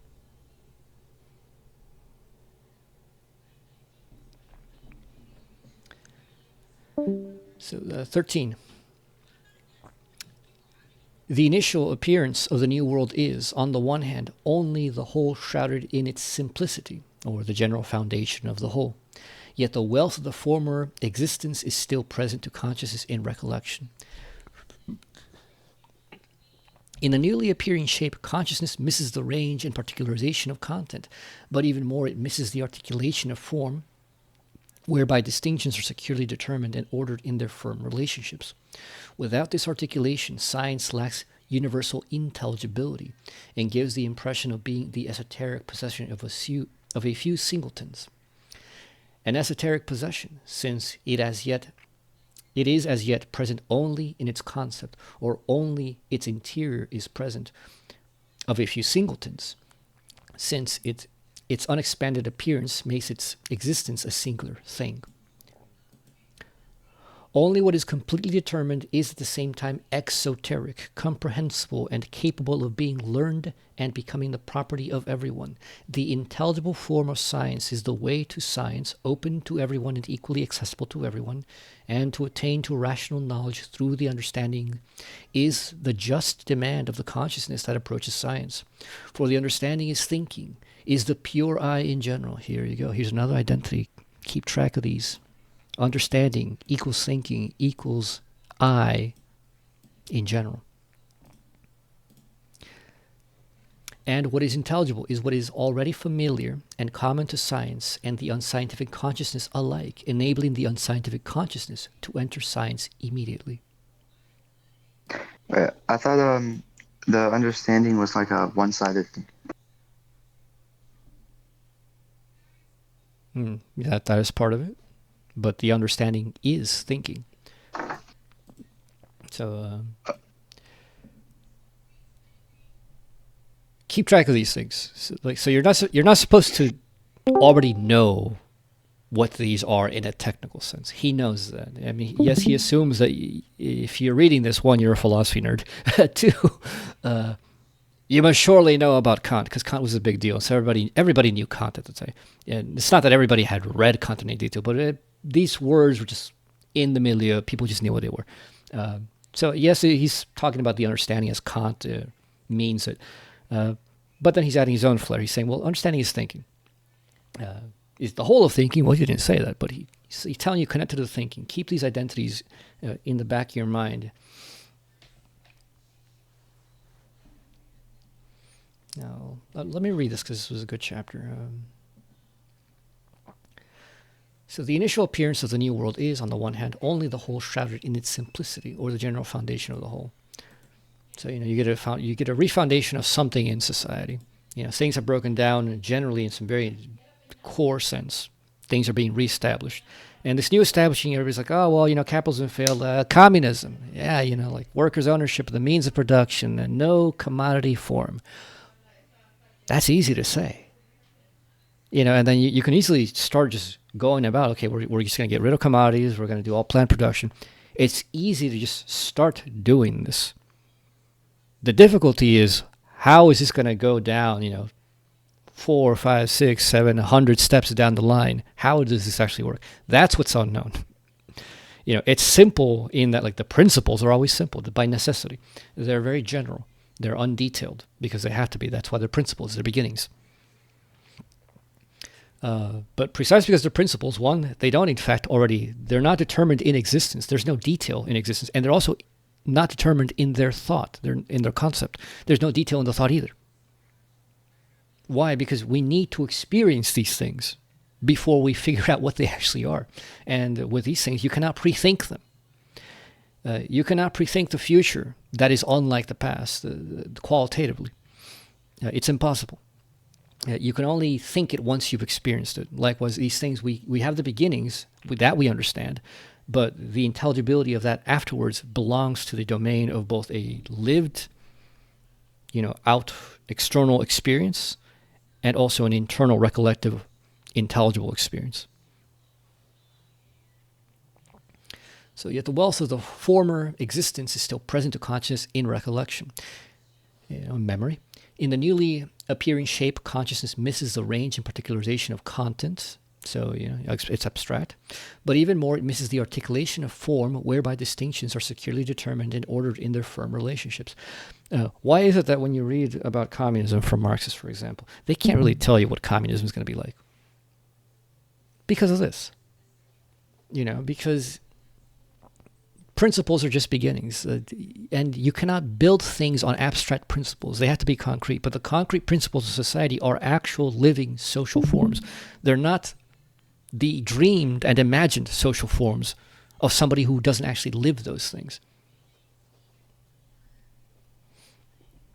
Which is why, also you look at the experience of the communist regimes, the USSR, Mao's China, Cuba, when they first set out to do things, there's a lot of issues. Well, how do we actually get things done? How do we actually develop, new products, in a quality and timely manner under a planned production economy?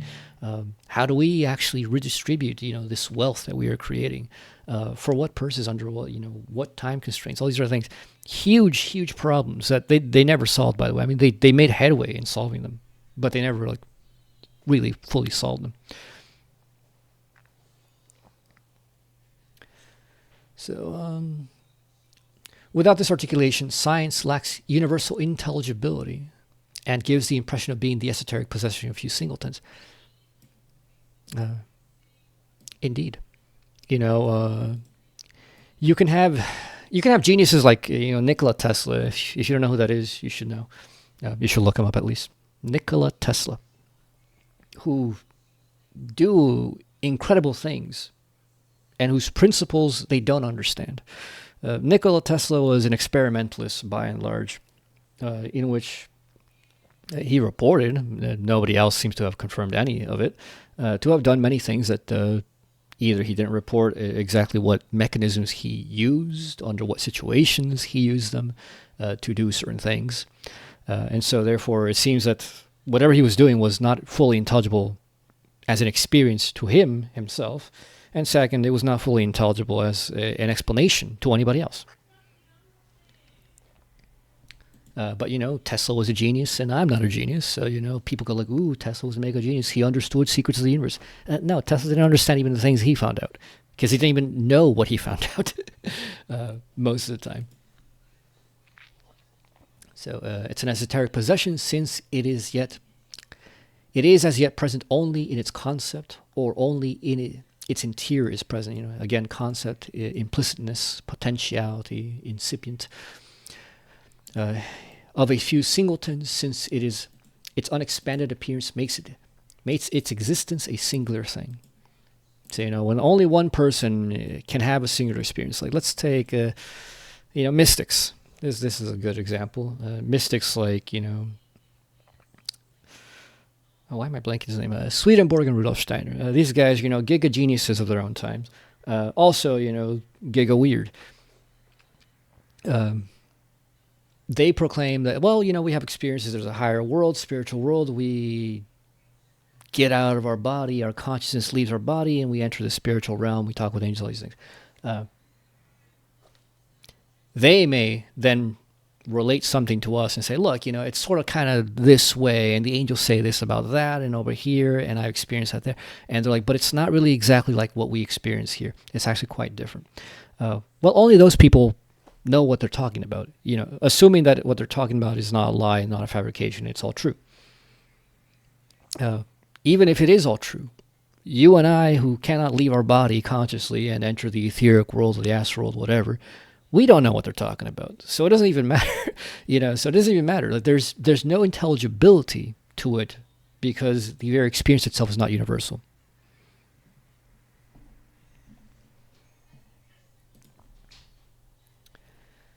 So only what is completely determined is at the same time exoteric, comprehensible, and capable of being learned and becoming the property of everyone. Determinant here is like determinate. If like, well, something is indeterminate, it's vague, it's lacking shape, it's lacking definition.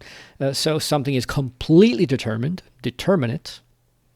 What does it mean? Well, it's got complete shape, it's got complete definition, so it's exoteric. Everybody can just look at it and say, like, yeah, part A connects to part B, it's in process C. Anybody who wants to take the time and the effort can go ahead and learn it. It's accessible to everybody. The intelligible form of science is the way to science, open to everyone, equally accessible to everyone, and to attain to rational knowledge through the understanding is the just demand of the consciousness that approaches science. So, it is your right to say, well, Hegel, you're saying a lot of weird things. I need to see the steps. I need to see the proof. I need to see how A connects to Z all the way down there. How'd you get there?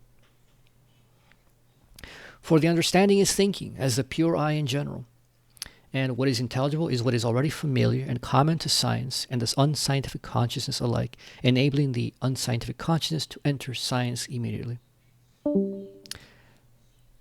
That is an interesting sentence, because that's hard to believe. Talk to enough people and you wonder, is intelligibility really that familiar to people? Well, yes, it is. The same way I tell this to people don't believe me, and I understand why they don't believe me, but it's true. The same way that you understand, you go to the store, assuming that you live in a place where there's still cashiers, and the cashier, just says, it'll be $20 for whatever it is that you bought, and you just hand it over. The same way you understand that, the same way they understand your gesture, handing over the money, is the same way you understand all this stuff. Exactly the same way. You don't believe it, but it actually is the same way. It's all about meanings, pure meanings. There's not really a reference there in those kinds of things. The same way you understand a hi, hello, goodbye is the same way you understand a being, nothing, becoming, sense, certainty. All these things is the exact same way. If you could just get your mind out of your own little box of like the things that you want to get pictures of, this would become absolutely clear. It's one of the barriers to philosophy in general, that people do not understand. For one, they're not told this. For second, when they're told this, they don't understand what it means. If only you could just pay attention to it and just get it, it makes perfect sense.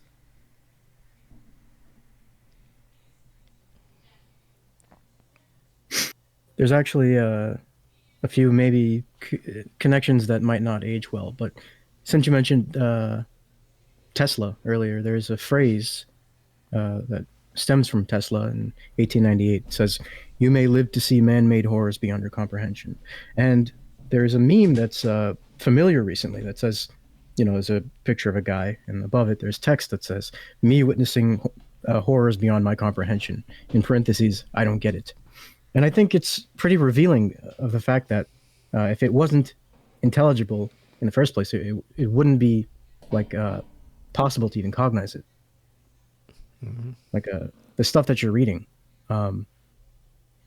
What's more likely, that Hegel is just this one-off crazy guy and he wrote something completely impenetrable, or that you just don't get it and you need to get it, and all it takes is that you realizing that you get it and then getting it. You know what I mean? Yeah, or I mean, the connection is just like I said, the same way you understand hi, hello, goodbye is the same way you understand this. The difference, I suppose, is that, many people here, at least in their 20s, that you've had at least 20 years of hi, hello, goodbye. You have all these contexts in which, like, it just becomes natural to you.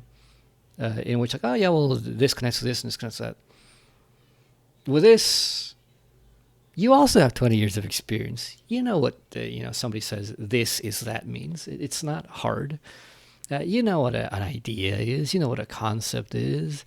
You know what determinacy is. These are kind of, some of these words are rare, but they're not unknown. And if you just are charitable to the text and you just try to view things in generalized structures, which is the problem. That is the problem, really. That if people want to stick to images, but you have to get away from it. You have to get a metaphor. You have to be able to think in metaphor. You have to be able to think in analogy to make the jump between images and pure thoughts. And once you can do that, there's no problem. Right? It's just like... I gave this example in something I think I wrote. Why is it, people call things on their computers bugs, a bug in the program, a glitch or whatever. Obviously, they're not referring to a literal insect, in the code. It's a metaphor. It's analogical. And yet people understand it. And then, even if you don't understand it, regularly, a little bit of thinking tells you, well, these machines we call computers, they used to be the size of an entire warehouse room. Bugs most certainly definitely got in there and fried some circuits way back when. Nowadays, a bug in your computer doesn't do anything. But back then, you had a bug, like chewing through a wire or just even moving on top of, a transistor, and the transistors were huge. It would cause problems. And so, cause short circuits and whatnot.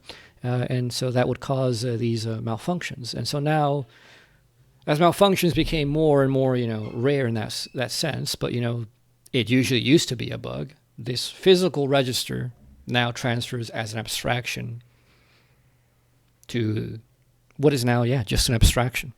People, you talk about bugs in code, a bug in a program, not a program like a code, but a program like, like an event program. The list of things that are going to happen in what order, when, those kinds of things. In that same way, upheaval, that's why I like upheaval. Upheaval is one, yes, it has, for the lifting, it's mainly a physical reference, in geology particularly. For the canceling reference, it's mainly one, geological, but two, political. There's some uses for it emotionally, which means that portion of the word has made the transition from a mere sense reference to an intellectual general abstraction. And then, the heave up to, a lift up to, an uplift. It's not there, in the regular dictionary meanings, and people don't use it that way, but it's literally in the word. It's a heave up. Come on. It's not a hard jump. It's not hard to understand. It's not go like, it's just, I can't imagine it that way. Yes, you can. You just need to get rid of the dictionaries. It's also why, by the way, I have this article on this weird way that we relate to words. It's not just an English issue. It seems to be an issue generally about the way people modernly relate to language today. That it's kind of a dictionary reception, whereas to think in this kind of way, like what I'm talking about, like upheave, look, it's literally, it says up plus heave. It's a heave is a lift, and it goes up. It's a heave up too, the same as uplift. There you go. That kind of logic is the same kind of logic that you have to use to understand philosophical texts of this kind. Because Hegel just kind of putting things together in ways that do not follow definitional sense in the way that people normally think. They both follow a conceptual sense, and they follow an etymological sense. I don't think he mentions it here. He mentions it in the Science of Logic about speculation. Speculation in all common senses for the last couple hundred years, even by Hegel's own time, speculation just meant, idle imaginations.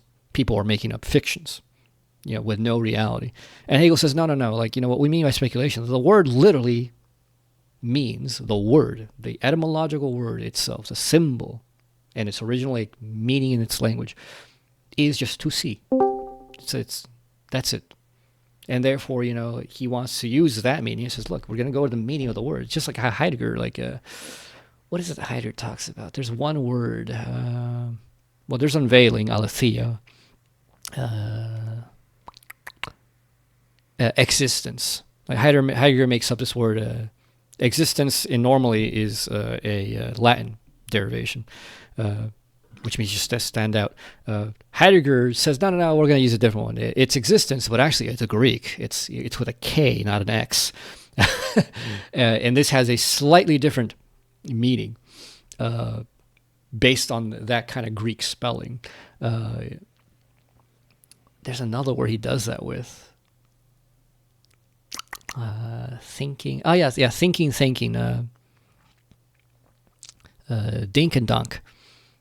Where they are etymologically related, actually. So Heidegger goes and says, look, they're etymologically related. Thinking is a thanking. Thinking is a thanking, like thank you. And that's because he wants to relate a certain conceptual understanding of being as a giver, in the process of being. So get used to it. If upheaval were bothers you, get used to being bothered, because that's really all of Hegel and all of great philosophy is this way. The same way that Deleuze or Derrida, they change difference, and they use a lot of wordplay. Wordplay. I've come to this conclusion recently. The realization that all the stuff that I read. If you cannot do wordplay, and if you don't do wordplay, you ain't good with philosophy. You're just not. You can't be. Yeah. Were you thinking of thrownness earlier? No, because no. Okay. No, yeah, I was thinking. There's also erignis, in which he goes back to an etymological meaning. Yeah, erignis. Yeah, okay. He goes back to an etymological meaning that's distinct from the dictionary meaning. And why not? I mean, why not? A lot of people go oh, but you won't be misunderstood. Yeah, that's a problem.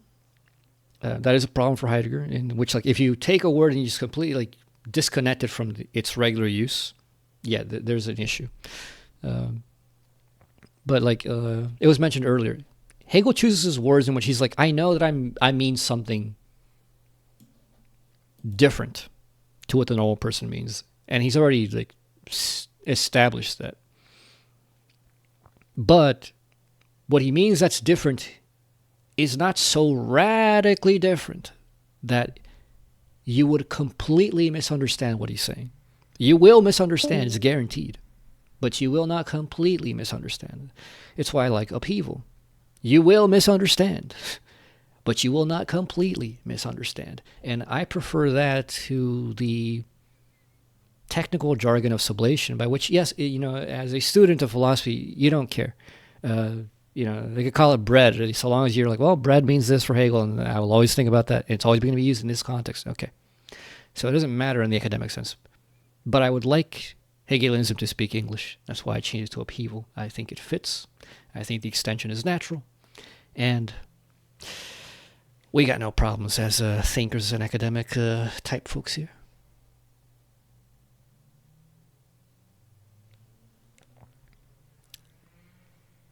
All right, 14. Were we on 14 when this first begins? Achieves. I can't remember. Did we finish 14 or were we beginning 14? I think we finished 14. Fulfilled its signs only half to the victory. No, I'm sorry. We didn't. Actually, no. We were beginning 14. Okay. Section 14. When it first begins and has thus achieved neither completeness of detail nor perfection of form, science is open to criticism for this. But it would be unjust if such criticism is supposed to affect the essence of science, and it is equally inadmissible to refuse to recognize the demand for such articulation. This opposition seems to be the most important knot with which scientific culture is at present grappling, and with which it still does not properly understand. One side insists on its wealth of material and its intelligibility, the other side scorns this intelligibility at least, and insists on its immediate rationality and divinity. Even if the former side is reduced to silence, whether by force of truth alone or by the browbeating of the other, and even if it feels overwhelmed with regard to the fundamentals of the thing, still it is by no means satisfied regarding the demands it makes. The demands are just but not fulfilled. Its silence is only half due to the victory, but half to the boredom and indifference that are apt to be the consequence of a constantly aroused expectation and of promises not attended by fulfillment. So, I mean, this is like the regular person says, well, what can philosophy do for me? What's the use of philosophy? I want philosophy to prove God to me. I want philosophy to tell me all the secrets of the universe, blah, blah, blah, blah, blah. And they're like, if you can't do that within the next 5 minutes, your philosophy is worthless, it's stupid, and nobody should ever pay attention to it. Well, sucks to be that person, doesn't it? Halfway science or the beginnings of science are always, they're not for what you want. Science is about truth. So, so for one, technically speaking, in the scientific perspective, you can't just go like, oh, it's like, there is this thing called God. You need to prove this and that about it. Well, is there a thing called God? We don't know. Well, there's this thing called science. You need to prove this and that about it. Well, is there a thing called science? We don't know. There's this thing called being. Is there a thing called being? We don't know. The beginning of science is always with a radical, we don't know, so we don't even know what we're looking for. That's one of the issues of this book. It's one of the problems with Hegel in general, that Hegel tells you straight up, well, this is why you can't seek edification. Edification already thinks, it believes that it knows what it's looking for. But science doesn't know what it's looking for. It just wants the truth, whatever it is, without even knowing what the truth is. It's just this drive.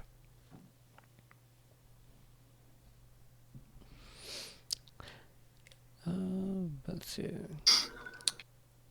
All right, well, we reached the 2-hour mark, so I think we'll just leave it there.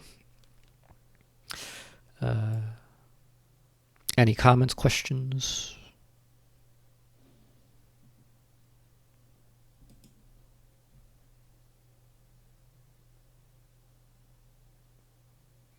Several people are 3, typing. 2. Oh, someone asked, how do you respond to the claim that nothing can be known for certain?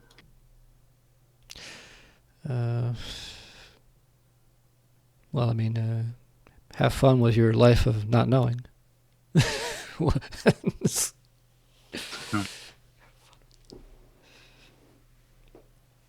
I mean, look, I got presentations already on this. I got articles on this, I think. So I will refer to you to those later. Please ask something relevant to this stuff that we have read.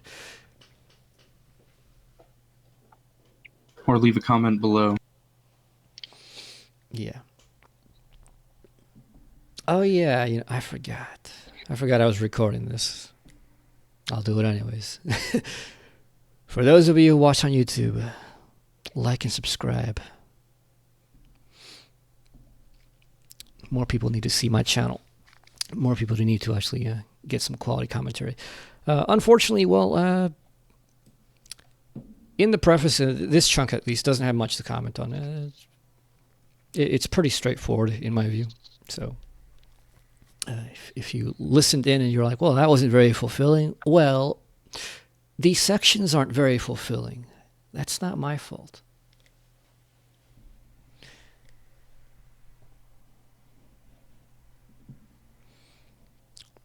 But all right, since it seems that nobody has any further questions or comments, I will just maybe end the they're all recording tired, there. And if you're tired, maybe you can try today's sponsor. Or VPNs. No. Yeah, CIA backdoors. Every time you see anybody giving you one of those VPN advertisements, be guaranteed they are CIA. Yeah, this is an anti-ad. I'm not saying that the person is being paid this CIA. I'm saying that all those VPNs are completely backdoored by the CIA. Correct. This is well known. Well, the CIA, NSA, American intelligence agencies. Look, if you don't mind Israel knowing all the things you're trying to keep secret, then go ahead. Anyways, Uh-oh. I was gonna do an ad read for something that doesn't even exist. So. but anyways, What about I'll Raid leave Shadow it there. Legends? Is that all right, by yeah, the yeah. CIA? Probably, Yeah. man. Like, probably. Why would they Anyways, promote it otherwise? We'll leave it there. All right. All right. Like and subscribe. I think I'll continue this. Yeah, we'll continue this up until we finish the preface. Don't expect much besides the preface. Maybe the introduction of the phenomenology, because the introduction chapter is actually really good, and it has like some very important stuff. But beyond that, see you around.